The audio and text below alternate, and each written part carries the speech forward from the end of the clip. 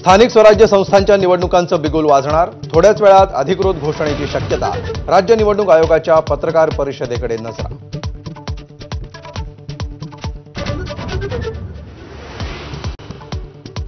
मतदार यादी विरोधातील 4ही याचिका मुंबई हायकोर्टाकडून निकाली, सर्व याचिका फेटाळल्या, तर आरक्षण आणि सीमांकन संदर्भातील याचिकांवर गुरुवारी सुनावणी।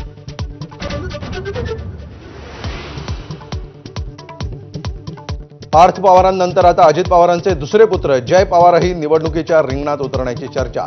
बारामती नगर परिषदेमध्ये नगराध्यक्षपदाची निवडणूक लढवण्याची शक्यता।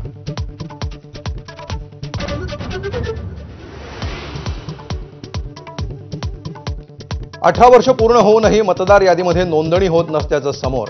माहीमच्या तरुणीची हायकोर्टात धाव।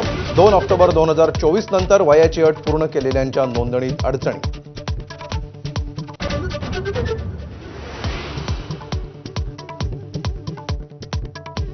राज्यातल्या प्रकल्पांच्या डेडलाईनवरून मुख्यमंत्री आक्रमक। प्रकल्प वेळेतच पूर्ण करण्याचे आदेश। अधिकारी आणि कंत्राटदारांना तंबी।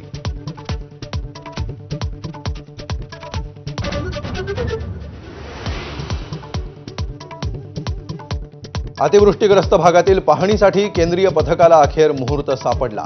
राज्यभरात 68 लाख हेक्टरहून अधिक क्षेत्र बाधित।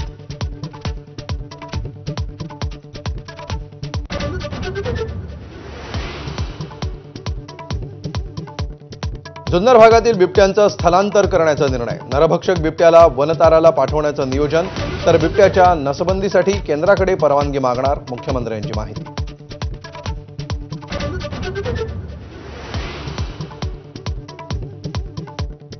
संभाजीनगरच्या गतिमंद विद्यार्थ्याच्या मारहाण प्रकरणी 6 जणांचं निलंबन।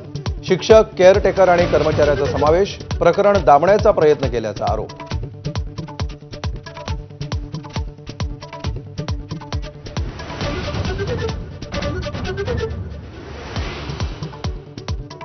नमस्कार, मी अमोल जोशी। बुलेटिनमध्ये तुम्हा सगळ्यांचं स्वागत।